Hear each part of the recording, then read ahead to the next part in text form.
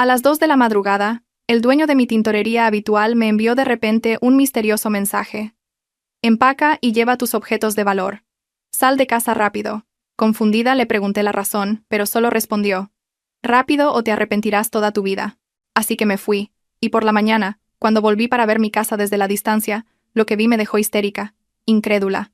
Resultó que el dueño de la tintorería me había salvado la vida. Pero antes de que comience la historia, por favor, escribid en los comentarios desde qué región estáis viendo esta historia. No olvidéis dar a me gusta y suscribiros para que este canal pueda seguir creciendo y ofrecer historias aún más interesantes. Las manecillas del reloj en la pared del dormitorio marcaban las 2:10 de la madrugada. El ambiente dentro de la casa era tan silencioso que parecía como si las paredes contuvieran la respiración. Lucía se despertó no por un ruido, sino por la vibración de su móvil, que había dejado en la mesita de noche junto a la cama. La breve luz de su pantalla iluminó momentáneamente la habitación a oscuras, rompiendo la densa noche que envolvía el dormitorio principal. Lucía parpadeó, intentando recuperar la conciencia aún dispersa. Tanteó la mesa para coger su móvil, suponiendo que quizás su marido, Fernando, que estaba de viaje de negocios, le enviaba un mensaje o simplemente un tardío buenas noches. Sin embargo, el nombre en la pantalla no era el de Fernando. Era un número que no tenía guardado, pero que tenía como foto de perfil el logo de la tintorería a la que siempre iba. Lucía frunció el ceño mientras entrecerraba los ojos por el brillo de la pantalla. Abrió el mensaje de WhatsApp con una sensación de confusión mezclada con una extraña inquietud. El mensaje provenía del señor Julián, el anciano dueño de la tintorería cuya tienda estaba a solo 2 calles de la urbanización de Lucía. El contenido del mensaje era muy extraño y no tenía sentido que se lo enviaran a una hora tan intempestiva. El mensaje era breve, pero su tono era urgente. El señor Julián le pedía a Lucía que no hiciera preguntas. Le decía que empacara inmediatamente sus objetos de valor, como las escrituras de la casa, las joyas y la cartera, y que saliera de casa en ese mismo instante, sin encender la luz principal. El corazón de Lucía comenzó a latir más rápido, pero su sentido común intentaba disipar el pánico. Pensó que quizás el señor Julián se había equivocado de número, o que el móvil del anciano había sido hackeado por algún bromista. Lucía estaba a punto de dejar el móvil y volver a dormir, considerando aquello una simple molestia nocturna que no merecía atención. Lucía conocía al señor Julián como un hombre muy educado y reservado. El anciano nunca hablaba mucho más allá de asuntos de ropa sucia y limpia, y mucho menos enviaría un mensaje con un tono tan alarmante en mitad de la noche. Lucía sentía que esa acción estaba completamente fuera del carácter del señor Julián que había conocido durante los últimos 3 años. Justo cuando Lucía iba a cerrar los ojos de nuevo, su móvil vibró otra vez. Llegó un mensaje con una imagen del mismo número.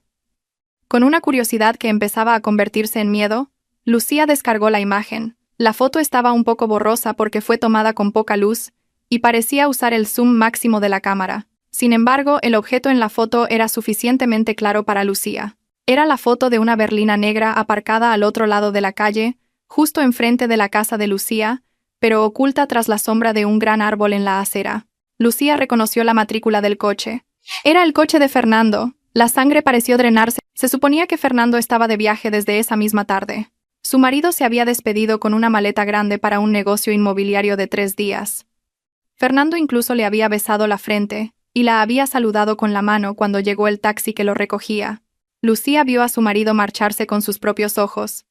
Entonces, ¿por qué el coche personal de Fernando estaba al otro lado de la calle de su casa a esas horas de la madrugada? Preguntas terribles comenzaron a inundar su cabeza. ¿Había vuelto Fernando en secreto? Si era así, ¿por qué no entraba en casa y dormía en esta cómoda cama con ella? ¿Por qué se quedaba en silencio dentro del coche en la oscuridad? Un tercer mensaje de texto llegó. Esta vez era más aterrador que los anteriores. El señor Julián escribió que Lucía debía confiar en él. El señor Julián decía que veía a alguien dentro del coche vigilando la ventana del dormitorio de Lucía. El señor Julián le suplicaba que se moviera rápido o se arrepentiría toda su vida. El sueño de Lucía desapareció por completo, reemplazado por un torrente de adrenalina. Se levantó lentamente de la cama. Sus pies descalzos tocaron el frío suelo de cerámica. Recordó la instrucción del señor Julián de no encender las luces. Confiando en la tenue luz de la luna que se filtraba por las cortinas, Lucía se arrastró lentamente hacia la ventana.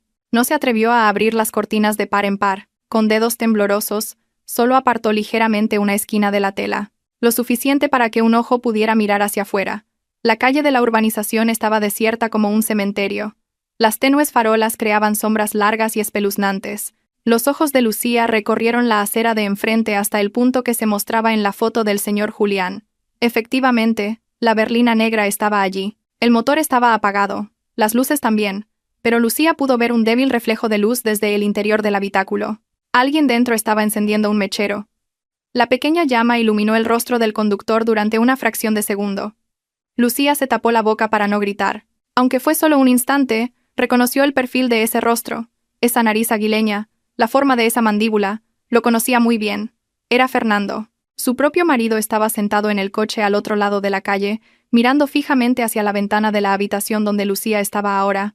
Esa mirada no era la de anhelo o afecto que Lucía solía ver. Incluso a distancia, el aura fría y amenazante se sentía demasiado real. Lucía retrocedió lentamente de la ventana, con las piernas débiles, se sentó en el suelo, apoyada en la pared bajo la ventana. Su respiración era agitada, pero intentó contenerla para no hacer ruido. Su mente era un torbellino. Intentó racionalizar la situación. Quizás Fernando le estaba dando una sorpresa. Pero ¿qué clase de sorpresa era espiar tu propia casa de madrugada? No, esto no era una sorpresa. El instinto primario de Lucía le gritaba que estaba en grave peligro. Hasta ahora, Lucía sentía que su vida era perfecta. Fernando era un marido devoto, un empresario de éxito, y siempre hablaba con dulzura. Nunca la había gritado ni herido. Sin embargo, la escena al otro lado de la calle derrumbó toda esa imagen perfecta en un instante. Algo estaba muy mal, y el señor Julián sabía algo que Lucía no sabía. Lucía volvió a mirar la pantalla de su móvil. Escribió con dedos temblorosos, preguntando qué estaba pasando realmente. Pero el señor Julián no respondió a su pregunta. El tintorero solo envió más instrucciones, más específicas. El señor Julián le dijo a Lucía que cogiera un bolso inmediatamente, metiera su pasaporte, la libreta de ahorros y las joyas, y luego saliera por la puerta de la cocina. El señor Julián insistió en un punto que hizo que a Lucía se le erizara el vello. El señor Julián le prohibió terminantemente pisar el parqué en la parte central del salón. El anciano no explicó por qué, solo dijo que era peligroso. La confianza de Lucía en su marido comenzó a resquebrajarse, reemplazada por el instinto de supervivencia. Si lo que había visto era cierto, que su propio marido estaba vigilando la casa como un depredador acechando a su presa, entonces Lucía no tenía más opción que huir. No sabía a dónde huir, pero sabía que no podía quedarse en esa casa. La casa que siempre había sido su castillo, el lugar donde se sentía más segura, de repente se había convertido en una jaula aterradora. Lucía se levantó, sus rodillas aún temblaban. Tenía que moverse rápido antes de que Fernando, o quienquiera que fuera la figura en el coche, decidiera entrar. En la oscuridad de la habitación, Lucía comenzó a moverse. No encendió ni una sola luz. Conocía la ubicación de sus cosas de memoria. Abrió el cajón del tocador. Cogió un pequeño joyero y lo metió en su bolso. Cogió su cartera y su móvil. Su mente divagaba hacia las bondades de Fernando, intentando negar la realidad que tenía ante sus ojos. Pero la imagen del rostro frío de Fernando en el coche, iluminado por la llama del mechero, la perseguía. Lucía se dio cuenta de que esa noche su vida cambiaría para siempre. No sabía qué pecado había cometido o qué secreto ocultaba su marido. Pero una cosa era segura. La advertencia del tintorero era el único salvavidas que tenía en ese momento. Lucía respiró hondo, tratando de calmar los latidos de su corazón que parecían a punto de estallar. Se puso a toda prisa un fular que colgaba detrás de la puerta del dormitorio. No había tiempo para arreglarse. Tenía que convertirse en un fantasma en su propia casa, moverse sin ruido, sin luz y sin dejar rastro. Miró la puerta de su dormitorio, imaginando lo que le esperaba al otro lado. El miedo a lo desconocido le oprimía la garganta, pero el miedo a la figura en el coche era mucho mayor. Con paso lento, Lucía giró el pomo de la puerta, lista para enfrentar la larga y misteriosa noche. El pasillo de la casa parecía más largo de lo habitual. La oscuridad envolvía cada rincón, transformando los muebles familiares en siluetas extrañas y aterradoras. Lucía caminaba de puntillas, conteniendo la respiración cada vez que el suelo crujía suavemente bajo sus pies. Abrazaba su bolso con fuerza contra el pecho, como si pudiera ser un escudo contra el peligro que la acechaba. Las instrucciones del señor Julián resonaban en su cabeza. No pases por el salón, no pises el parqué. Lucía tuvo que dar un rodeo por el pasillo lateral que llevaba al comedor para poder llegar a la cocina. Cada paso se sentía como una apuesta a vida o muerte. Los oídos de Lucía se agudizaron, captando cada pequeño sonido en la casa. El zumbido del frigorífico sonaba como el rugido de un motor. El sonido del viento colándose por la ventilación sonaba como el susurro de un extraño. Se sentía observada, aunque sabía que Fernando estaba fuera. El miedo de que hubiera alguien más en la casa comenzó a invadir sus pensamientos. Lucía continuó moviéndose pegada a la pared, evitando el centro de las estancias. Pasó por la sala de estar donde ella y Fernando solían ver la televisión mientras reían. Ahora, esa habitación parecía una cueva oscura lista para devorarla. Cuando Lucía se acercó al límite entre el comedor y la cocina, olió algo extraño. Al principio pensó que era el olor de la basura de la cocina que se había olvidado de sacar, pero el olor era diferente. Era un olor agudo, penetrante, que dejaba una sensación fría en la garganta. No era el olor característico de una fuga de gas butano con su aroma a azufre. Esto se parecía más al olor de productos químicos industriales, como una mezcla de gasolina, disolvente y algo más pesado y picante. El olor se hizo más fuerte cuando entró en la zona de la cocina. Lucía se tapó la nariz con el borde de su fular. Sus ojos se llenaron de lágrimas por el escozor.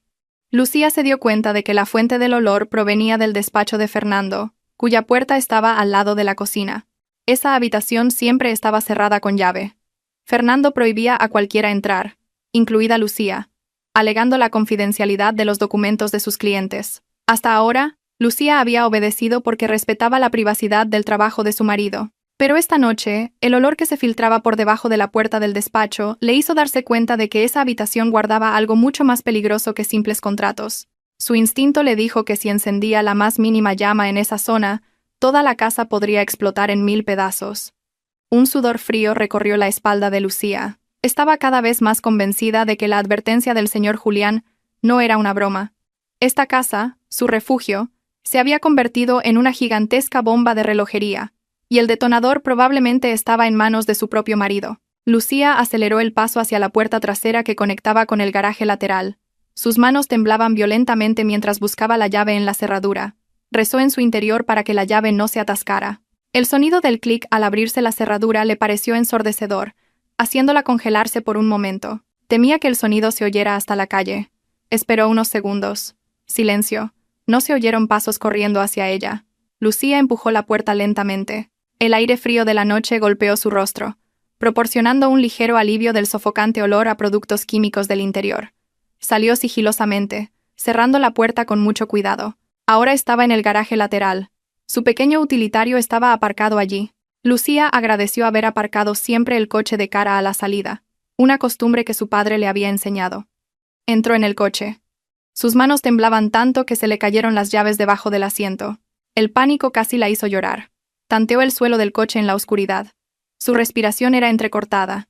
Se imaginó a Fernando apareciendo de repente en la ventanilla del coche y rompiéndola. Sus dedos finalmente tocaron el metal frío de las llaves. Las cogió rápidamente y las metió en el contacto. Sin embargo, dudó. Arrancar el motor del coche haría mucho ruido. Ese ruido seguramente lo oiría Fernando, que estaba al otro lado de la calle. Lucía pensó rápido. Quitó el freno de mano y luego, con todas sus fuerzas, empujó el coche para que rodara fuera del garaje. La calle frente al garaje lateral tenía una ligera pendiente hacia la calle principal de la urbanización. El coche se movió lentamente sin el ruido del motor, solo el sonido de los neumáticos rozando suavemente el asfalto. Lucía saltó de nuevo al interior y dejó que el coche se deslizara en silencio, lo más lejos posible de la casa. Su corazón latía al ritmo de las ruedas. No dejaba de mirar por el retrovisor, temiendo ver los faros de la berlina negra persiguiéndola. Después de que el coche rodara una distancia considerable y girara en la primera curva, solo entonces Lucía se atrevió a girar la llave de contacto. El motor del coche rugió. Lucía pisó el acelerador a fondo, atravesando las calles desiertas de la urbanización. No le importaron los badenes. Solo quería alejarse lo más posible. Las lágrimas comenzaron a caer por sus mejillas. Una mezcla de alivio por haber escapado y un dolor inmenso en el corazón. Condujo sin rumbo, solo siguiendo su instinto de alejarse. Miró el reloj del salpicadero. Las 2:45 de la madrugada. Su mundo se había derrumbado en menos de una hora. El móvil en el asiento del copiloto sonó de repente, rompiendo el silencio dentro del coche. Lucía se sobresaltó tanto que el coche se desvió un poco. Miró la pantalla iluminada.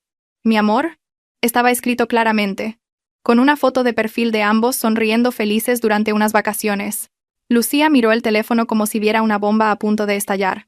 Dudó si contestar o no. Si no contestaba, Fernando sospecharía. Si contestaba, Lucía tendría que fingir que no sabía nada. Aunque su corazón estuviera destrozado, con las manos todavía temblorosas, Lucía se armó de valor, deslizó el botón verde y se llevó el teléfono a la oreja. Intentó regular su respiración para sonar normal, como alguien que acaba de despertarse.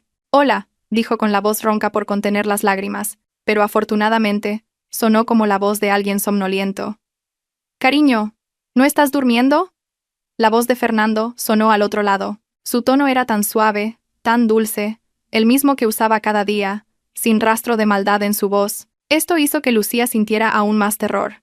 ¿Cómo podía alguien sonar tan lleno de amor cuando acababa de planear algo terrible contra su propia esposa? Lucía tragó saliva. Su garganta estaba seca. «Me acabo de despertar para ir al baño». «¿Por qué llamas a esta hora?», mintió Lucía. Contuvo un sollozo con todas sus fuerzas. Miró por el retrovisor, asegurándose de que ningún coche la seguía. «Oh, ya veo», respondió Fernando. Hubo una breve pausa, un silencio escalofriante. «No es nada, solo te echaba de menos». Tenía un mal presentimiento. «Quería asegurarme de que estabas bien en casa». «¿Estás en casa, verdad, cariño?». La pregunta sonaba simple, pero para Lucía era una trampa. Fernando la estaba poniendo a prueba. Fernando ya debía saber que la casa estaba vacía, o estaba vigilando los movimientos dentro. «Sí, claro que estoy en casa. ¿A dónde iba a ir a estas horas?». Lucía forzó una pequeña risa, que sonó tensa. «¿Por qué no estás durmiendo tú? ¿Dijiste que tenías una reunión temprano mañana?». «Sí, justo ahora me iba a dormir al hotel». «Bueno, si estás segura, vuelve a dormir, cariño». «No olvides cerrar bien la puerta», dijo Fernando. Esa última frase fue pronunciada con un énfasis extraño. «Te quiero». «Lucía». «Yo también», respondió Lucía en voz baja. Las lágrimas brotaron y mojaron sus mejillas. Colgó rápidamente la llamada antes de que su entereza se derrumbara. Lanzó el móvil al asiento del copiloto. Sintió náuseas. Las palabras de amor de Fernando acababan de sonar como un cuchillo que le desgarraba el corazón.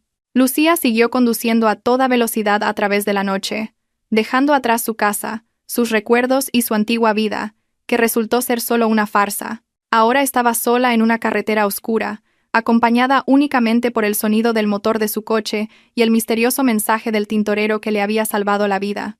Lucía sabía que no podía volver a casa, no esa noche, y quizás nunca más.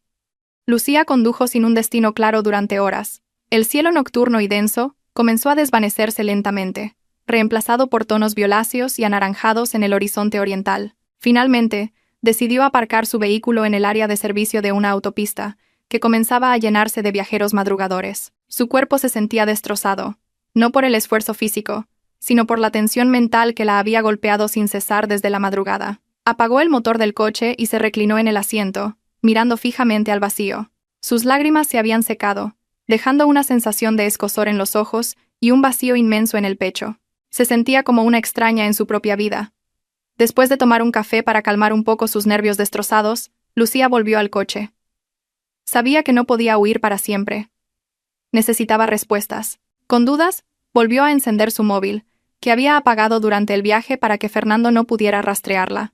Tan pronto como apareció la señal, decenas de notificaciones de mensajes de Fernando inundaron la pantalla, preguntando con un tono cada vez más desesperado por el paradero de Lucía. Lucía ignoró todo aquello. Sus dedos temblaban mientras buscaba el contacto del señor Julián.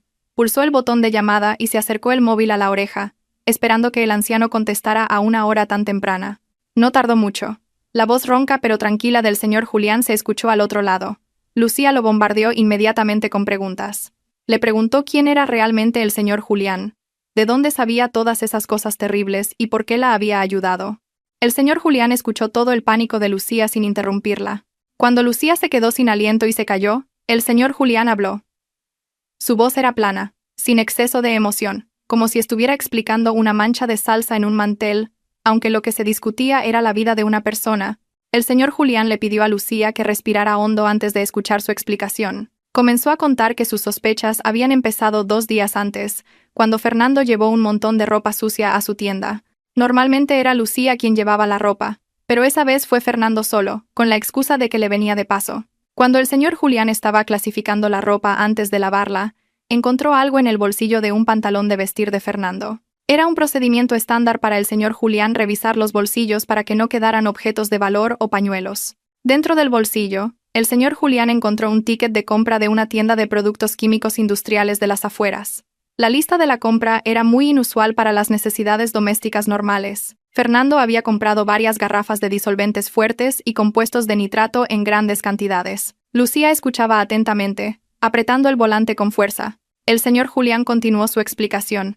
Dijo que para una persona normal, ese ticket podría no significar nada, pero el señor Julián tenía un pasado que lo hacía sensible a ese tipo de cosas. Sabía que la combinación de productos químicos que Fernando había comprado, si se mezclaba en las proporciones correctas, podía crear un material extremadamente inflamable y explosivo. Sin embargo, sus rastros a menudo eran sutiles, y podían confundirse con un accidente por fuga de gas. Las sospechas del señor Julián se intensificaron cuando planchó una camisa de trabajo de Fernando. Olfateó un residuo muy tenue pero característico en las fibras de la tela en la zona de las mangas.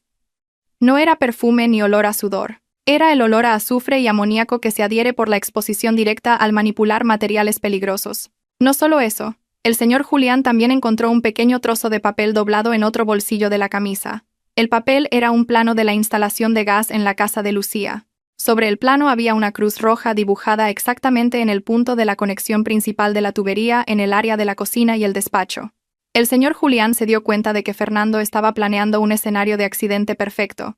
Fernando quería que la casa explotara y ardiera violentamente, como si hubiera ocurrido una fuga de gas natural, y el momento de la ejecución era esa noche, mientras Fernando fingía estar fuera de la ciudad para crear una coartada sólida. Fernando quería que Lucía estuviera dentro de la casa cuando ocurriera la explosión.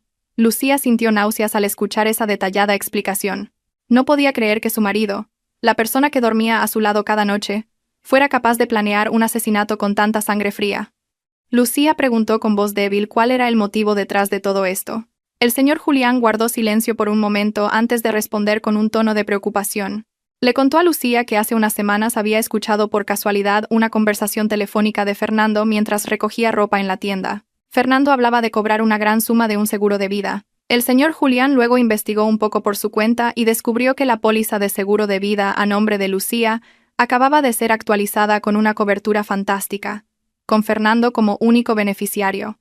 Todas las piezas del rompecabezas finalmente encajaron en la cabeza de Lucía. La actitud dulce de Fernando últimamente, su repentino viaje de negocios y su insistencia en que Lucía no saliera de casa esa noche para descansar.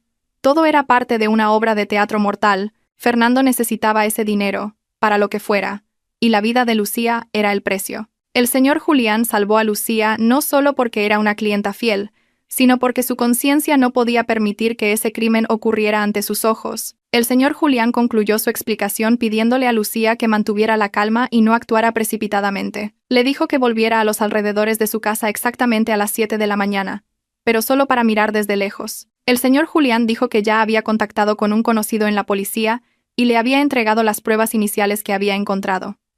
Lucía colgó el teléfono con sentimientos encontrados. Su miedo ahora se había convertido en una rabia ardiente. Pero se dio cuenta de que no podía enfrentarse a Fernando físicamente. Tenía que confiar en el plan del señor Julián. El sol ya había empezado a salir, iluminando un mundo que se sentía diferente para Lucía. Arrancó el motor de su coche y comenzó a conducir de nuevo hacia la casa que ya no era su hogar, sino la escena de un crimen. En su mente, la imagen del rostro sonriente de Fernando se había transformado en la de un monstruo aterrador. Lucía juró en su corazón que no se dejaría ser una víctima pasiva. Si Fernando quería una guerra, Lucía se aseguraría de que su marido perdiera estrepitosamente. Lucía aparcó su coche a 3 calles de su casa, detrás de una fila de locales comerciales que aún no habían abierto. Siguiendo las instrucciones del señor Julián de mantener una distancia segura, se acercó a pie a su urbanización, ocultando su rostro tras una mascarilla y unas gafas de sol para no ser reconocida por los vecinos que pudieran estar reunidos. Su corazón latía con fuerza a medida que se acercaba. Desde lejos ya podía ver una multitud de gente al final de la calle. El sonido de las sirenas de la policía rompía la tranquilidad matutina de aquel barrio de lujo. Lucía aceleró el paso, mezclándose entre los residentes curiosos que se agolpaban para ver qué ocurría. La escena frente a su casa le cortó la respiración. La casa no estaba destruida por una explosión como temía, pero su estado era igualmente espantoso. Una cinta policial amarilla y negra rodeaba todo el perímetro de la propiedad. La puerta principal estaba destrozada, aparentemente forzada por un equipo de asalto. Varias ventanas estaban rotas. Decenas de policías uniformados y varios de civil entraban y salían con diverso equipamiento. Un camión de bomberos también estaba de guardia en la calle, aunque no se veía fuego. Al parecer, la policía había actuado justo a tiempo, Antes de que Fernando pudiera activar el detonador, Lucía se coló entre un grupo de vecinas que cotilleaban animadamente. Hablaban de la redada que había tenido lugar de madrugada. Decían que la policía había irrumpido en la casa cuando el cielo aún estaba oscuro. Se oyeron gritos y ruidos de forcejeo desde el interior.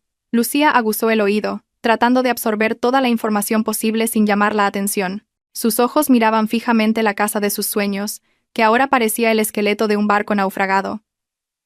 El césped que solía cuidar con esmero estaba ahora pisoteado por las botas de los agentes. De repente, la multitud retrocedió cuando varios policías salieron por la puerta principal llevando pruebas. Sacaron varias garrafas grandes con líquido sellado y un conjunto de cables y detonadores electrónicos de aspecto complejo. Eran las pruebas del malvado plan de Fernando que había sido frustrado. Pero lo que hizo que todos los vecinos contuvieran la respiración fue cuando el equipo forense salió llevando bolsas para cadáveres de color naranja. No eran cuerpos enteros, sino trozos de objetos que parecían duros y rígidos. Los murmullos de los vecinos se intensificaron cuando un agente descubrió accidentalmente un poco una de las bolsas, revelando algo blanquecino y amarillento. Eran huesos humanos. Lucía sintió que las rodillas le flaqueaban. El señor Julián no le había contado nada de esto. Resultó que su casa no solo estaba planeada para ser el lugar del asesinato de Lucía, sino que ya era la tumba de otra persona. Al parecer, la policía había derribado una pared en el despacho de Fernando, el lugar donde Lucía tenía prohibido entrar. Detrás de la pared, cubierta con un lujoso papel pintado, Fernando ocultaba su secreto más oscuro. Lucía se horrorizó al pensar que había estado viviendo, comiendo y durmiendo en una casa cuyas paredes albergaban un esqueleto humano. Se sintió profundamente traicionada al darse cuenta de que había compartido techo con un asesino a sangre fría. El momento culminante de la tensión llegó unos minutos después. La puerta de la casa se abrió de nuevo de par en par, y esta vez dos policías corpulentos salieron arrastrando a alguien. Era Fernando. Su aspecto era caótico. Su camisa estaba rota, su cara amoratada, y sus manos fuertemente esposadas a la espalda. Se resistía, gritando que todo era un malentendido y que le habían tendido una trampa. Pero nadie le escuchaba. El rostro apuesto del que siempre se había enorgullecido estaba ahora cubierto de sudor, miedo y el polvo de los escombros de la pared. Fernando parecía una bestia salvaje atrapada. Sus ojos buscaban desesperadamente una vía de escape. Cuando la policía lo conducía hacia el coche patrulla, los pasos de Fernando se detuvieron por un momento. Sus ojos barrieron a la multitud de vecinos que se burlaban de él, y entonces sus miradas se encontraron. Aunque Lucía llevaba mascarilla y gafas, Fernando pareció reconocer la silueta de su esposa. Los ojos de Fernando se abrieron como platos, una mezcla de sorpresa y odio. Se dio cuenta de que Lucía seguía viva, de pie allí, presenciando su caída. Fernando intentó gritar el nombre de Lucía, pero un policía lo empujó bruscamente al interior del coche patrulla. La puerta del coche se cerró de golpe, separándolos. Lucía se quedó paralizada, su cuerpo temblando no por el frío, sino por la conmoción de ver al hombre que una vez amó ser llevado como un criminal. En medio del caos, un oficial de policía se acercó a la multitud y pidió a los ciudadanos que se dispersaran. Lucía retrocedió lentamente, tratando de alejarse antes de que alguien la reconociera. Sin embargo, vio una figura que conocía de pie en una esquina, cerca de un poste de luz, observándolo todo con calma. Era el señor Julián. El anciano estaba inmóvil, con los brazos cruzados sobre el pecho y el rostro impasible, sin expresión de victoria. Solo asintió levemente hacia Lucía. Una señal de que la primera fase había terminado, y Lucía estaba a salvo. Lucía devolvió el asentimiento con los ojos llorosos, agradeciéndoselo en silencio. En el bolsillo de su chaqueta, el móvil de Lucía vibró de nuevo. Esta vez no era de Fernando, sino un mensaje del número del señor Julián. El mensaje era breve pero lleno de significado. «Esto es solo el principio, señora». La policía encontró una caja fuerte detrás de esa pared. No solo contenía dinero, sino pruebas de crímenes mayores. Debe ser fuerte, porque después de esto será llamada como testigo. No tenga miedo, la verdad está de su lado. Lucía se secó las lágrimas, enderezó la espalda y se dio la vuelta para alejarse de la multitud. Sabía que el camino por delante sería largo y difícil, pero al menos seguía viva para recorrerlo. Ya no era la Lucía ingenua y sumisa. Hoy, bajo el brillante sol de la mañana, una nueva Lucía había nacido de los escombros de la traición de su marido. Lucía estaba sentada, pensativa, en una fría silla de metal en la concurrida y ruidosa sala de espera de la comisaría. El sonido de los teléfonos, el tecleo de las máquinas de escribir y los gritos de los agentes creaban una atmósfera sofocante. Todavía llevaba la misma ropa con la que había huido de madrugada, pero ahora la sentía pegajosa por el sudor frío y el polvo de la calle. Una joven agente de policía le trajo un vaso de agua caliente, pero Lucía ni siquiera lo tocó. Su mente seguía en el jardín de su casa, que ahora se había convertido en la escena del crimen más espeluznante de la ciudad. La imagen de Fernando siendo arrastrado por la policía se repetía en su cabeza como una cinta rota, demoliendo cada dulce recuerdo que habían construido durante sus 5 años de matrimonio. Lucía sentía la mitad de su alma entumecida, mientras que la otra mitad ardía con una ira que aún no había encontrado desahogo. Después de esperar casi 2 horas sin noticias, un inspector veterano llamado Morales llamó a Lucía para que entrara en una sala de interrogatorios especial para testigos. La habitación era pequeña, con paredes blancas y deslucidas, iluminada solo por una larga luz de neón que zumbaba suavemente. En el centro de la habitación había una vieja mesa de madera con 2 sillas enfrentadas. Lucía se sentó con las manos temblorosas, que ocultó bajo los pliegues de su largo fular. El inspector Morales se sentó frente a ella y abrió una gruesa carpeta roja que contenía el informe preliminar del equipo forense y los resultados del registro en la casa de Lucía. La mirada del hombre de mediana edad era penetrante, pero transmitía una sincera simpatía, como si hubiera visto demasiadas veces a esposas destrozadas por los crímenes de sus maridos. El inspector comenzó la conversación, preguntando por sus datos básicos y la cronología de los hechos según la versión de Lucía. Con la voz quebrada, a veces interrumpida por sollozos contenidos, Lucía lo contó todo. Contó el misterioso mensaje del señor Julián a las 2 de la mañana, la foto del coche de Fernando al otro lado de la calle, la instrucción de no encender las luces y su dramática huida por la puerta de la cocina. Lucía también entregó su móvil como prueba para que la policía pudiera ver los mensajes de advertencia y su última comunicación con Fernando. El inspector Morales escuchó atentamente, tomando notas de vez en cuando en su cuaderno sin interrumpir el relato de Lucía. Cuando Lucía terminó su declaración, un breve silencio llenó la sala. El inspector Morales suspiró profundamente antes de decidir finalmente revelarle la verdad a Lucía. Dijo que Lucía tenía derecho a saber quién era realmente el hombre que había dormido a su lado todo este tiempo. El primer hecho que reveló la policía fue sobre el trabajo de Fernando. Lucía siempre había sabido que su marido era un exitoso empresario inmobiliario que a menudo manejaba grandes proyectos. Sin embargo, la policía reveló que la empresa inmobiliaria era completamente ficticia. Fernando era en realidad el cerebro de una red de estafa piramidal que había engañado a cientos de personas, con pérdidas de millones de euros. El dinero para las compras de lujo y el cómodo estilo de vida que Lucía había disfrutado provenía del dinero de la estafa, lavado para que pareciera legal. Lucía se tapó la boca con la mano, conmocionada al escuchar la verdad. Pero las sorpresas no habían terminado. El inspector Morales sacó una foto de la carpeta.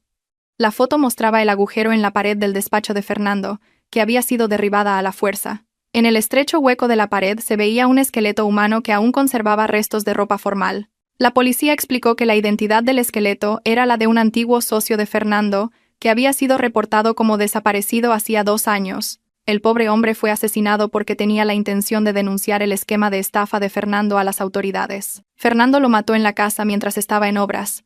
Luego ocultó el cuerpo detrás de la pared y lo cementó, convirtiéndolo en una parte permanente de los cimientos de su hogar. Lucía sintió unas náuseas terribles, imaginando que había vivido todo ese tiempo junto a un cadáver sin saberlo. La crueldad de Fernando no se detuvo en la estafa y el asesinato del pasado. El plan de incendiar la casa esa noche era la culminación de su desesperación. La policía explicó que la red de estafa de Fernando estaba empezando a ser investigada por las autoridades financieras, y los inversores estafados comenzaban a perseguirlo. Fernando necesitaba una salida rápida y dinero fresco para huir al extranjero. Por eso, había aumentado el valor de la póliza de seguro de vida de Lucía en secreto hacía un mes. Su plan era meticuloso y sádico. Haría estallar la casa con Lucía dentro, reclamaría el dinero del seguro por la muerte de su esposa en un accidente de gas, y luego desaparecería para siempre con una nueva identidad. Si no hubiera sido por la agudeza del señor Julián al ver el ticket de compra de los productos químicos, Lucía ahora mismo sería cenizas. El inspector Morales le mostró entonces una bolsa de plástico transparente con pruebas encontradas en los bolsillos de Fernando durante su arresto. Dentro había 2 billetes de avión en clase business para un vuelo de solo ida a un país vecino. Estaba programado para salir ese mismo mediodía.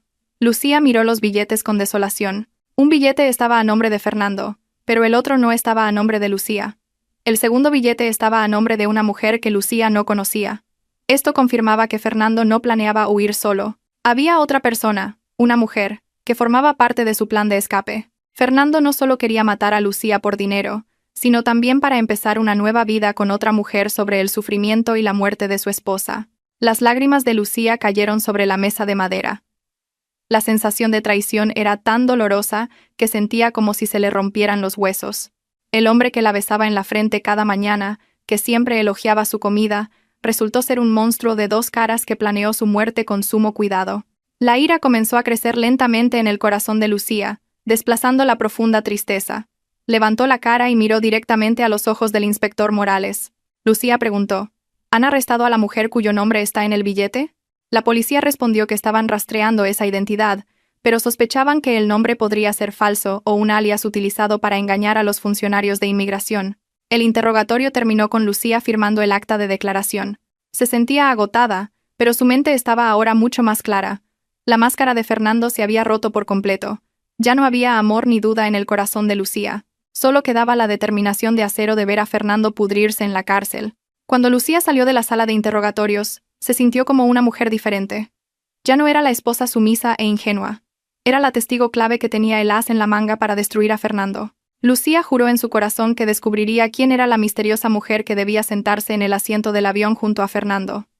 Sabía que mientras esa mujer siguiera libre, su vida todavía estaría en peligro. Con paso pesado pero firme, Lucía salió de la comisaría, llevando consigo el peso de una verdad amarga pero liberadora. El sol ya estaba alto, emitiendo un calor que quemaba la piel. Sin embargo, Lucía sentía frío. Después de que sus asuntos en la comisaría terminaran por el momento, no sabía a dónde ir. Su casa todavía estaba precintada y no tenía familiares cercanos en la ciudad. Sin darse cuenta, su coche la llevó de vuelta hacia la tintorería del señor Julián. Ese lugar se sentía como la única zona segura para ella en ese momento. La tienda era pequeña y modesta, ubicada en una fila de locales antiguos con la pintura de las paredes descascarillada. El característico aroma a detergente y suavizante de ropa recibió inmediatamente a Lucía, proporcionándole un poco de calma en medio de la tormenta de su vida. El señor Julián estaba ocupado doblando una gran sábana blanca en su amplia mesa de trabajo. El anciano no pareció sorprendido de ver a Lucía. Detuvo su trabajo, se secó el sudor de la frente con el dorso de la mano y rápidamente le trajo una silla de plástico para que se sentara. El señor Julián no hizo muchas preguntas. Le ofreció una taza de infusión caliente, como si supiera exactamente lo que Lucía necesitaba para calmar sus nervios tensos. Lucía aceptó la taza con manos temblorosas. El vapor caliente acarició su pálido rostro. Le dio las gracias en voz baja, no solo por la infusión, sino por haberle salvado la vida. Cuando Lucía estuvo un poco más tranquila, el señor Julián fue a la parte trasera de la tienda y volvió con una camisa blanca envuelta en plástico transparente. Era la camisa de trabajo de Fernando. La camisa que se convirtió en la clave para abrir la caja de Pandora de sus crímenes. El señor Julián colocó la camisa sobre la mesa frente a Lucía. Comenzó a explicar los detalles forenses que había encontrado, detalles que había guardado deliberadamente para Lucía antes de que la policía se llevara la prueba esa tarde. El señor Julián señaló la parte interior del cuello de la camisa. Allí había una mancha rojiza muy tenue, casi invisible a simple vista si no se observaba bajo una luz brillante. El señor Julián explicó que era una mancha de pintalabios, pero no uno cualquiera. Como antiguo experto forense, el señor Julián tenía un amplio conocimiento de diversas sustancias químicas, incluidos los cosméticos. Explicó que la mancha tenía una textura mate de larga duración, difícil de quitar incluso con un lavado normal, y su color era un rojo teja específico. Lucía frunció el ceño. Nunca había usado un pintalabios de color rojo teja. Siempre elegía tonos nude o rosados suaves, como le gustaba a Fernando, que prefería una apariencia natural. Este hecho confirmaba la existencia de otra mujer en la vida de Fernando, una mujer con un acceso tan cercano que la mancha de su pintalabios podía quedar en el interior del cuello de la camisa de su marido. Pero no era la mancha de pintalabios la pista principal del señor Julián. El anciano abrió un poco el plástico que envolvía la camisa y le pidió a Lucía que se acercara y oliera. Lucía dudó un momento, pero obedeció la petición de su salvador. Acercó la nariz al cuello de la camisa. Entre el fuerte olor a detergente de la tintorería, se percibía otro aroma, extraño pero muy distintivo. Olía dulce, intenso, y ligeramente a sándalo mezclado con jazmín. Era el aroma de un perfume caro, muy penetrante y con un carácter fuerte. Un aroma completamente diferente al de Lucía, que era de vainilla suave. El señor Julián miró a Lucía con seriedad. Dijo que este aroma era muy importante. Este tipo de perfume era un perfume de nicho, raramente vendido en tiendas comunes y generalmente importado. Su fijación era muy fuerte, y podía durar días en las fibras de algodón. El señor Julián advirtió a Lucía que estuviera alerta. Sospechaba que la mujer dueña de este perfume no era una persona cualquiera. Fernando pudo llevar a cabo su estafa durante tanto tiempo sin ser descubierto, seguramente porque tenía ayuda de alguien de dentro que entendía el sistema legal o de seguridad. La mujer del perfume, según el análisis del señor Julián, era la clave de todo. Era la verdadera socia criminal de Fernando.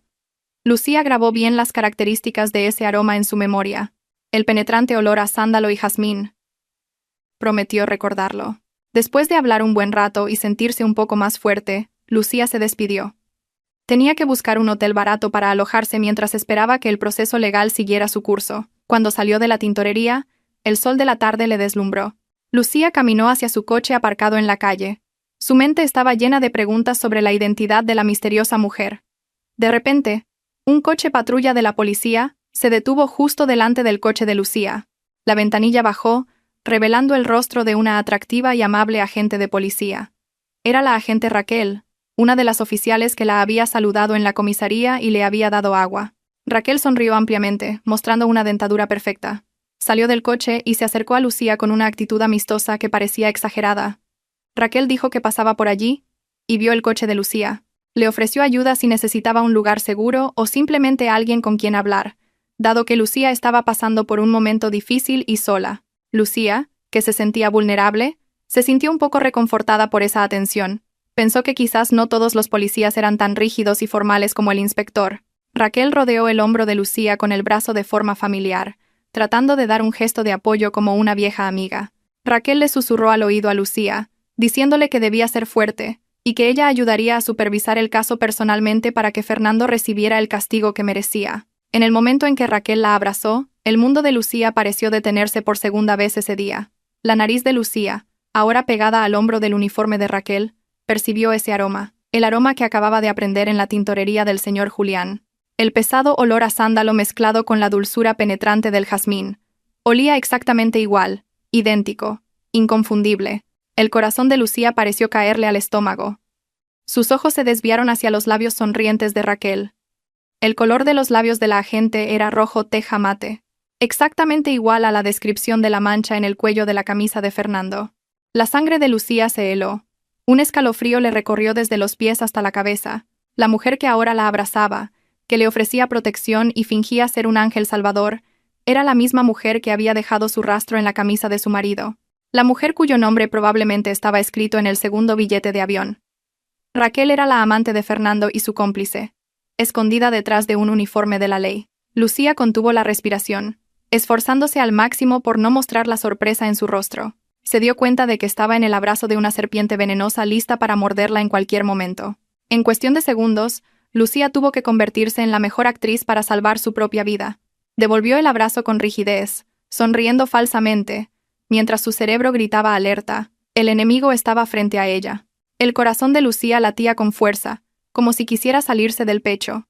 El aroma a jazmín y sándalo que emanaba del uniforme de la agente Raquel era sofocante. Era el olor tangible de la traición. Sin embargo, Lucía sabía que no podía entrar en pánico. Si reaccionaba o rechazaba el abrazo bruscamente, Raquel sospecharía que su tapadera había sido descubierta. Con los restos de valor que pudo reunir, Lucía se obligó a devolver el abrazo con rigidez. Fingió sollozar suavemente en el hombro de Raquel, usando ese momento emocional como una máscara para ocultar el miedo que la invadía. En su interior, Lucía rezaba para que Dios le diera la fuerza para actuar frente a esa mujer serpiente. Raquel deshizo el abrazo lentamente, mirando a Lucía con una expresión de falsa empatía. Se secó una lágrima falsa en el rabillo de su propio ojo, actuando como si también sintiera el sufrimiento de Lucía. Raquel invitó a Lucía a una cafetería tranquila no muy lejos de allí. Su excusa era que quería hablar del desarrollo del caso de Fernando de manera más privada, sin las interrupciones de la burocracia de la comisaría. Raquel alegó que había algunos asuntos delicados que Lucía debía saber por su propia seguridad. Lucía se dio cuenta de que era una trampa, pero también sabía que era una oportunidad de oro para obtener información o incluso para tenderle una trampa a Raquel. Con un débil asentimiento, Lucía aceptó la invitación. Condujeron en coches separados hacia la cafetería. Durante todo el trayecto, las manos de Lucía temblaban mientras agarraba el volante. Aprovechó el momento a solas en el coche para enviar un mensaje rápido al señor Julián. Escribió que estaba con la agente Raquel de camino a una cafetería en la calle principal y que ya sabía que Raquel era la mujer del perfume. El señor Julián respondió rápidamente, dándole instrucciones firmes para que se mantuviera alerta, no comiera ni bebiera nada, y mantuviera activada la función de compartir ubicación de su móvil. El señor Julián también le recordó a Lucía que empezara a lanzar el cebo sobre la prueba ficticia que habían discutido antes. Al llegar a la cafetería, Raquel eligió una mesa en un rincón de la sala, bastante oculta de la vista de los demás clientes. El ambiente era tenue y tranquilo, el lugar perfecto para una conversación secreta o un plan malvado. Raquel pidió 2 tazas de infusión caliente y algunos aperitivos. Después de que el camarero se fuera, el rostro de Raquel se volvió más serio. Se inclinó hacia adelante, mirando fijamente a Lucía. Raquel comenzó a preguntar con un tono que pretendía ser de ayuda. Preguntó si Fernando le había confiado alguna vez documentos, llaves o un cuaderno especial. Raquel argumentó que la policía buscaba un libro de contabilidad que contenía los datos del flujo de dinero de la estafa de Fernando, y que si se encontraba ese libro, la sentencia de Fernando podría ser más severa. Lucía, ya preparada mentalmente, puso cara de inocencia y confusión. Negó con la cabeza débilmente, diciendo que solo era una ama de casa, que nunca tuvo permiso para entrar en el despacho de su marido. Lucía vio un destello de decepción e impaciencia en los ojos de Raquel. Aunque fue solo por un instante, Raquel siguió presionando sutilmente, tratando de sonsacar a Lucía cualquier recuerdo sobre posibles escondites secretos que Fernando pudiera haber mencionado. Lucía siguió jugando al tira y afloja, fingiendo recordar algo para luego olvidarlo, haciendo que Raquel se sintiera cada vez más curiosa y ansiosa. El camarero llegó con el pedido. 2 tazas de té de jazmín humeantes fueron colocadas sobre la mesa. Raquel invitó a Lucía a beber con una sonrisa dulce y escalofriante. Cuando Lucía iba a levantar su taza, su móvil vibró en su regazo. Lucía miró debajo de la mesa. Un mensaje del señor Julián. No bebas. Puso algo cuando el camarero dejó la bandeja. Distráela. Lucía se quedó helada. Miró su taza de té. Un líquido transparente y parduzco que parecía inofensivo pero que podría contener un somnífero o una dosis baja de veneno. El cerebro de Lucía trabajó a toda velocidad. Tenía que cambiar las tazas o deshacerse de ellas sin que se diera cuenta. De repente, tuvo una idea.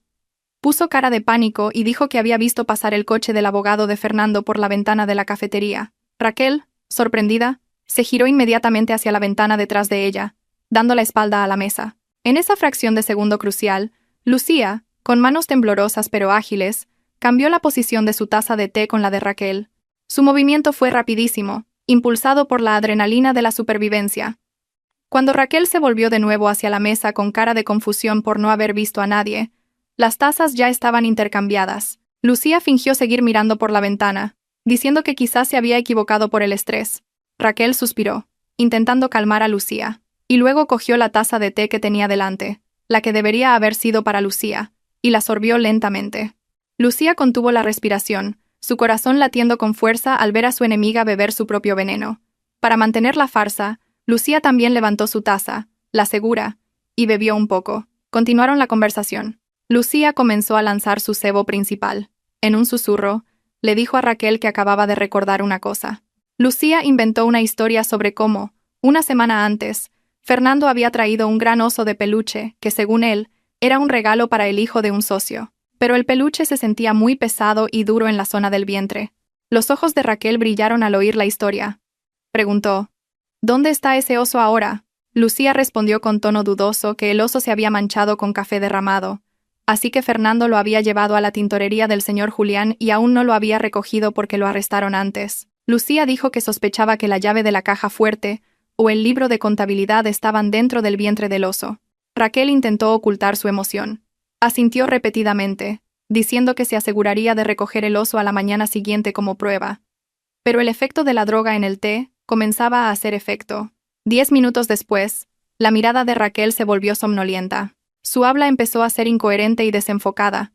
Se masajeó las sienes, quejándose de un dolor de cabeza por el cansancio de un largo día de trabajo. Raquel no se dio cuenta de que había bebido el sedante de alta dosis que había preparado para incapacitar a Lucía y secuestrarla. Viendo el estado debilitado de Raquel, Lucía se despidió con la excusa de que necesitaba descansar. Raquel no pudo detenerla porque su cuerpo se sentía extremadamente pesado. Lucía dejó a Raquel desplomada en la silla de la cafetería. Mientras, Lucía salió sintiéndose victoriosa. El cebo había sido mordido, y esa noche se montaría la verdadera trampa. La noche cayó rápidamente, trayendo consigo un viento frío que calaba hasta los huesos. La tintorería del señor Julián había cerrado a las 9. La luz exterior estaba apagada, dejando la zona de los locales en la oscuridad. Pero dentro de la tienda, la oscuridad no estaba vacía. Lucía y el señor Julián estaban sentados en silencio detrás del mostrador, ocultos entre montones de cestas de ropa. Esperaban en silencio, acompañados solo por el tic-tac del reloj de pared que sonaba ensordecedor. El señor Julián lo había preparado todo. Conocía la psicología de criminales como Raquel. La codicia y el miedo la harían actuar precipitadamente. Después de escuchar la historia sobre las pruebas dentro del oso de peluche, Raquel no esperaría hasta la mañana siguiente.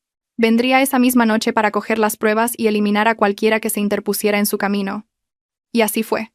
Exactamente a las 11 de la noche, se oyó el motor de un coche detenerse a cierta distancia.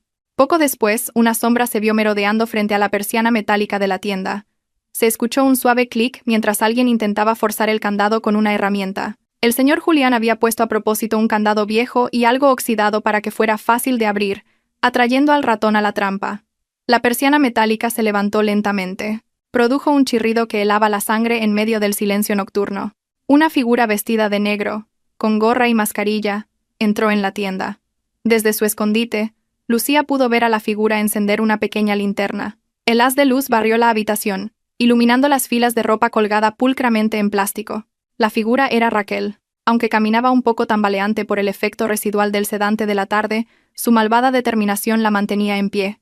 Raquel comenzó a revolver las pilas de ropa limpia en las estanterías, buscando el oso de peluche del que Lucía le había hablado. Lanzó la ropa de los clientes al suelo con brusquedad. Su respiración era agitada, llena de emoción. Estaba en pánico porque la situación de Fernando era cada vez más comprometida y necesitaba esos activos para huir sola. Después de varios minutos de búsqueda infructuosa, Raquel comenzó a frustrarse. Pateó una cesta de ropa sucia, esparciendo su contenido. Fue entonces cuando un foco en el centro de la sala se encendió de repente, deslumbrando a Raquel y haciendo que se cubriera los ojos con el brazo. El señor Julián apareció de detrás de una cortina, de pie, erguido y tranquilo. En su mano no sostenía un arma de fuego, sino una plancha de vapor caliente que echaba humo blanco al aire, creando un efecto dramático e intimidante. Raquel, sorprendida, sacó su pistola reglamentaria de la cintura y apuntó al señor Julián. Su mano temblaba, pero sus ojos reflejaban una clara intención de matar. Le gritó al señor Julián que le entregara el oso de peluche. Raquel amenazó con dispararle en la cabeza si no cooperaba. También se burló del señor Julián, llamándolo un simple tintorero que no sabía con quién se estaba metiendo. Raquel, en su pánico y arrogancia, comenzó a desvariar. Admitió que ella había planeado el escenario del incendio junto con Fernando. Admitió que ella le había dicho a Fernando que matara a su socio años atrás. Dijo que Lucía era solo una mujer estúpida, que ya debería estar muerta y reducida a cenizas. El señor Julián escuchó todos los insultos sin pestañear. No retrocedió ni un paso. Con una voz autoritaria, muy diferente a su carácter de tintorero, el señor Julián dijo que no había ningún oso de peluche allí. El oso era solo una invención de Lucía. Lo único que había allí era la verdad siendo grabada. El señor Julián señaló a una esquina superior de la sala, hacia una pequeña cámara de seguridad cuya luz parpadeaba en rojo. Raquel se rió con desdén, diciendo que podía borrar fácilmente esa grabación después de matar al señor Julián y quemar la tienda. Pero la sonrisa de Raquel se desvaneció al instante cuando una voz grave sonó por un altavoz instalado en el techo. Era la voz del comisario jefe Vargas, el superior directo de Raquel en la policía. La voz resonó diciendo que Raquel estaba rodeada y que toda su confesión acababa de ser retransmitida en directo a la pantalla de la sala de reuniones de la policía, donde los altos mandos estaban reunidos esa noche. Lucía y el señor Julián habían colaborado con el comisario Vargas, un antiguo colega del señor Julián, para tenderle una trampa a Raquel en una operación encubierta. El rostro de Raquel se puso pálido como el papel, más blanco que las sábanas esparcidas por el suelo. Miró hacia la puerta principal, que ahora estaba inundada por las luces rojas y azules de los coches de policía que rodeaban el lugar en silencio. Lucía salió de su escondite, situándose junto al señor Julián. Lucía miró a Raquel con una mirada fría, la mirada de una mujer que había resucitado de su propia muerte. Lucía dijo en voz alta que las manchas de pintalabios en la ropa se pueden lavar, pero la mancha del crimen en las manos de Raquel nunca desaparecerá. Raquel, al darse cuenta de que su carrera y su vida estaban acabadas, dejó caer su pistola al suelo con un fuerte golpe. Cayó de rodillas, llorando histéricamente, no por remordimiento, sino por haber sido derrotada. Varios policías armados entraron, Esposaron a Raquel bruscamente y la sacaron a rastras. La imagen de Raquel siendo llevada fuera de la tienda, pasando por encima de los montones de ropa sucia que ella misma había revuelto, se convirtió en un símbolo de perfecta ironía. La agente de la ley corrupta finalmente fue limpiada en una lavandería. Cuando el tumulto se calmó y la policía se llevó a Raquel, la tienda volvió a quedar en silencio. Lucía sintió que las piernas le fallaban, se dejó caer en una silla de plástico. El señor Julián apagó su plancha de vapor y se acercó a Lucía. Le dio una palmadita en el hombro, con la sonrisa sincera de un padre. Esa noche, en medio del olor a detergente y el caos, Lucía se sintió verdaderamente aliviada por primera vez. El enemigo oculto había sido desenmascarado, y la trampa de la tintorería había funcionado a la perfección. Ambos sabían que el capítulo más oscuro había terminado. Ahora solo quedaba esperar a que el karma hiciera su trabajo con Fernando y Raquel. La noticia del arresto de Raquel y del desmantelamiento de la red de estafa piramidal liderada por Fernando se convirtió en el tema principal de todos los medios de comunicación durante semanas. El escándalo sacudió a la policía regional y a la sociedad en general, dada la implicación de una agente que se suponía debía proteger a los ciudadanos. Raquel, ahora en una celda de aislamiento, no estaba dispuesta a caer sola. En los intensos interrogatorios llevados a cabo por asuntos internos, Raquel desveló todos los detalles de los crímenes de Fernando sin ocultar nada. Entregó pruebas de transacciones a cuentas en el extranjero, grabaciones de conversaciones sobre el plan de asesinato e incluso la ubicación de otros activos ilegales. La confesión de Raquel fue el último clavo en el ataúd de Fernando. Ya no había resquicios legales que su caro abogado pudiera explotar para librarlo de la justicia. El hombre que antes era conocido como un exitoso y educado empresario, aparecía ahora en televisión como un criminal de alto nivel que planeó asesinar a su propia esposa por el dinero del seguro. Sin embargo, la pena de prisión y la confiscación de todos sus bienes no fueron el único karma que le esperaba a Fernando. La justicia universal funciona de maneras misteriosas y a menudo más crueles que el veredicto de un juez. Pocos días después de ser ingresado en prisión preventiva, Fernando comenzó a quejarse de su salud. Al principio, era solo una tos seca, que se consideró una gripe común debido al aire húmedo y sucio de la cárcel. Pero con el tiempo, esa tos se volvió aterradora.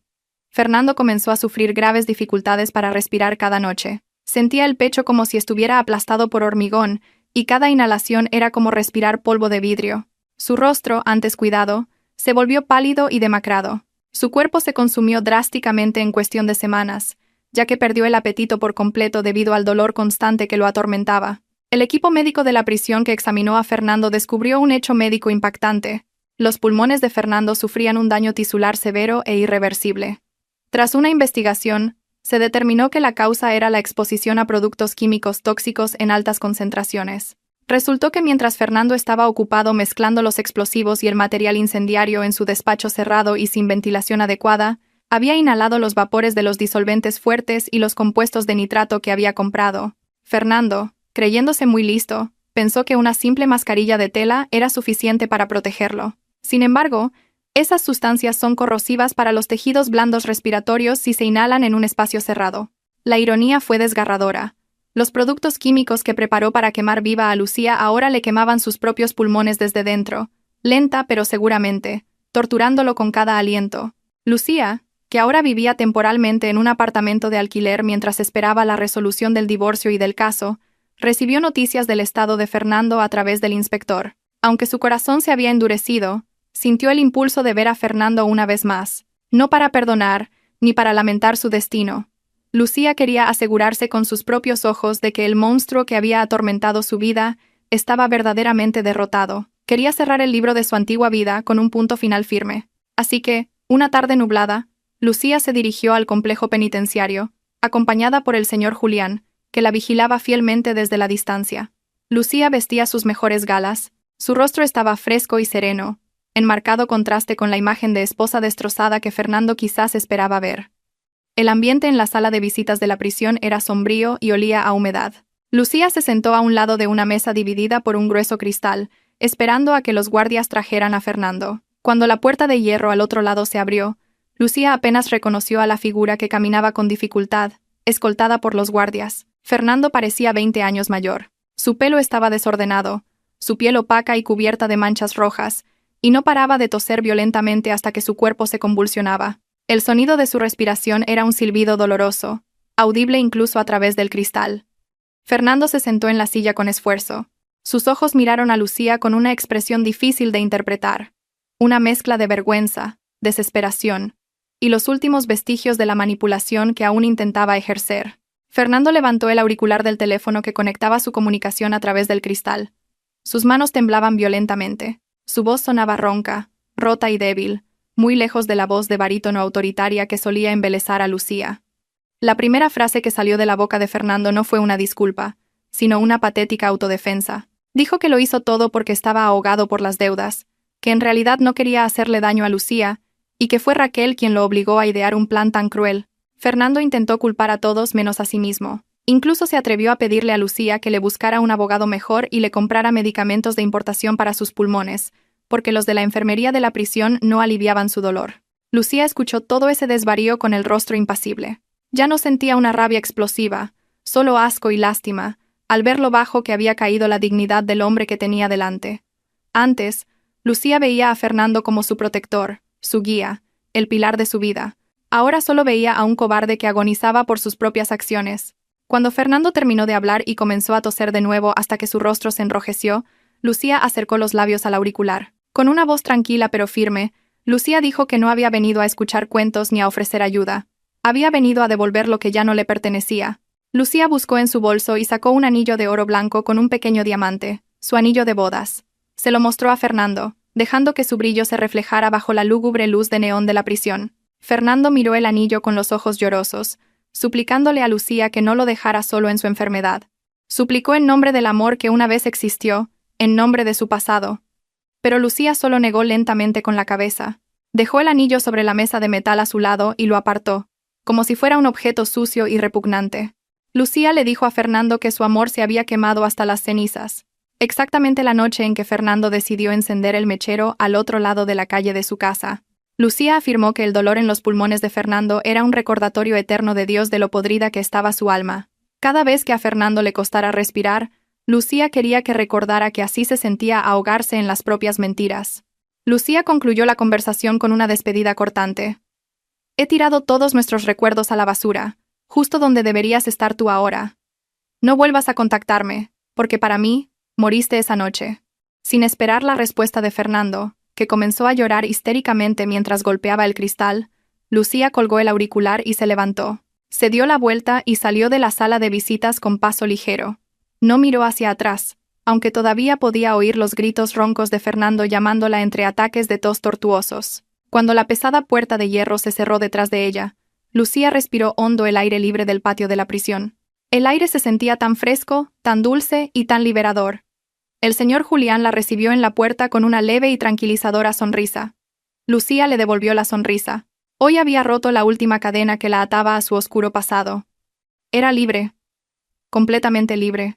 Había pasado un año desde la noche gris que cambió la vida de Lucía. El tiempo demostró ser el sanador más eficaz, transformando las heridas en cicatrices de fortaleza. En una nueva y concurrida zona comercial, una moderna boutique de moda destacaba con un letrero que decía «El Rincón de Lucía». La boutique estaba dominada por suaves colores pastel y una iluminación cálida, creando un ambiente acogedor y elegante. El aroma dentro de la boutique era muy particular. No era un perfume penetrante ni olor a productos químicos, sino el aroma de un ambientador natural para ropa, fresco y calmante, como el de una mañana soleada. Lucía ya no era una mujer frágil. Se encontraba en medio de su boutique, organizando con destreza la disposición de su nueva colección de vestidos. Su apariencia había cambiado. Ahora era más elegante y segura de sí misma.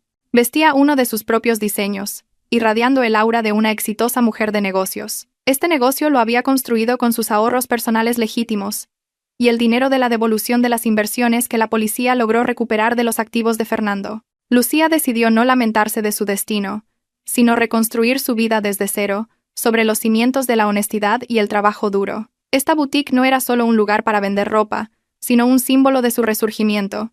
En un rincón de la boutique, en el área dedicada a la gestión de existencias y empaquetado, se veía una figura muy familiar. El señor Julián, con sus gafas de lectura en la nariz, estaba ocupado revisando una lista de inventario. El anciano ya no era el tintorero de un local estrecho y caluroso.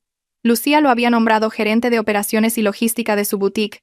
La honestidad, la meticulosidad y el ojo de halcón del señor Julián para los detalles de las telas y las costuras se convirtieron en un activo inestimable para el negocio de Lucía. Ni un solo defecto de producción o una pequeña mancha en la tela escapaba a la inspección del señor Julián. Los clientes estaban muy satisfechos porque la calidad de los productos que recibían era siempre perfecta, limpia y fragante. La relación entre Lucía y el señor Julián era ahora más que la de jefa y empleado. Eran como un padre y una hija que se cuidaban mutuamente.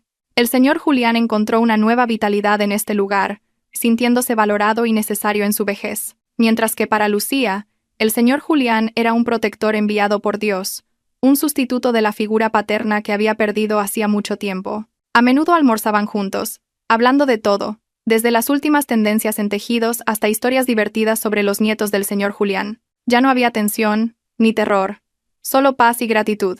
Esa tarde, después de que la boutique cerrara y los demás empleados se fueran, Lucía y el señor Julián se sentaron a relajarse en la terraza trasera del local, que daba a un pequeño jardín. Disfrutaban de una infusión caliente mientras veían la puesta de sol dorada. Una suave brisa vespertina soplaba. La atmósfera era tan serena y pacífica, muy diferente del pánico y la oscuridad que habían experimentado un año antes. Lucía giró la taza entre sus manos, sus ojos perdidos en el recuerdo del largo viaje que había recorrido. Recordó cómo una simple camisa sucia pudo desvelar un gran crimen que casi le costó la vida. Lucía se volvió hacia el señor Julián y le hizo una pregunta que había guardado todo este tiempo. Le preguntó, ¿cómo pudo estar tan seguro esa noche? ¿Cómo pudo leer los signos del crimen en una simple prenda de ropa? Lucía sentía curiosidad por saber si era puramente ciencia forense o si había alguna otra intuición en juego. El señor Julián sonrió sabiamente, dejando su taza lentamente sobre la mesa. Miró a Lucía con la mirada serena de un maestro orgulloso de su alumna que ha superado el examen de la vida. El señor Julián comenzó a hablar con un tono filosófico y profundo. Dijo que la ropa es la segunda piel de las personas. La ropa lo absorbe todo, no solo el sudor y el polvo, sino también las emociones, los hábitos y los secretos de quien la lleva. La gente puede mentir con la boca, puede fingir una sonrisa, incluso puede engañar con la mirada. Pero su ropa nunca puede mentir. Las arrugas en la manga de una camisa cuentan una historia de inquietud. Una mancha en el bajo del pantalón cuenta a dónde han ido los pies, y el aroma que queda cuenta con quién han pasado el tiempo. El señor Julián dijo que él solo había aprendido a escuchar las historias que susurran las fibras de la tela. Lucía reflexionó sobre esas palabras. Se dio cuenta de lo ciertas que eran. Fernando, que parecía perfecto con sus trajes caros, en realidad guardaba podredumbre en sus bolsillos y su cuello. Mientras que el señor Julián, que solo vestía una simple camiseta, guardaba un corazón de oro y el coraje de un héroe. Las apariencias a menudo engañan, pero los pequeños detalles siempre revelan la verdad. Lucía estaba agradecida de haber aprendido a ver más allá de la superficie, a confiar en su intuición y, lo más importante, a valorar a las personas sinceras como el señor Julián. El señor Julián metió la mano en el bolsillo de su camisa y sacó algo, un pequeño pendrive negro. Se lo entregó a Lucía. Lucía frunció el ceño, confundida, preguntando qué era. El señor Julián explicó que esa misma tarde, mientras inspeccionaba la chaqueta de un nuevo cliente, un político local bastante conocido, encontró este objeto oculto en un pliegue de la costura interior. El señor Julián no lo había abierto, pero su viejo instinto le decía que su contenido podría ser algo importante y sensible. Lucía miró el pendrive, y luego el rostro del señor Julián. Ambos se quedaron en silencio por un momento y luego, lentamente, una sonrisa apareció en sus rostros. Lucía se rió suavemente, negando con la cabeza. Dijo que parecía que retirarse del mundo de los detectives era solo una quimera para el señor Julián. Donde quiera que fuera, el misterio parecía llamar a su puerta. Pero esta vez, Lucía no sintió miedo. Se sintió desafiada. Agarró el pendrive y le dijo al señor Julián que tal vez deberían comprobar su contenido juntos a la mañana siguiente. La historia termina con la imagen de Lucía y el señor Julián riendo bajo el cielo del atardecer. La cámara parece alejarse lentamente de ellos, mostrando la vida de la ciudad que continúa. En otro lugar, Fernando se retuerce de dolor en una fría celda de prisión, y Raquel mira una pared vacía con un arrepentimiento que durará toda la vida. La justicia se ha cumplido a la perfección. Lucía cerró el día con el corazón lleno. Sabía que mientras fuera honesta consigo misma y estuviera atenta a las pequeñas señales a su alrededor, estaría bien. A veces los héroes no llevan capa. Llevan un delantal de tintorero, empuñan una plancha de vapor, y saben exactamente cuándo separar lo blanco de lo de color, y lo bueno de lo malo. Y para Lucía, su nueva vida olía ahora como la ropa recién lavada. Limpia, fresca y lista para caminar hacia un futuro brillante.